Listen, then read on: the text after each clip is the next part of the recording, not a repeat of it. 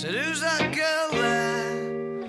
I wonder what went wrong so that she had to roam the streets. She doesn't do major credit cards, I doubt she does receipts. It's all not quite legitimate. And what a scummy man. Just give him half a chance, I bet he'll rob you if he can. Can see it in his eyes, yeah, that he's got a driving ban amongst some other offences. And I've seen him with girls of the night, and he told Roxanne to put on her red light.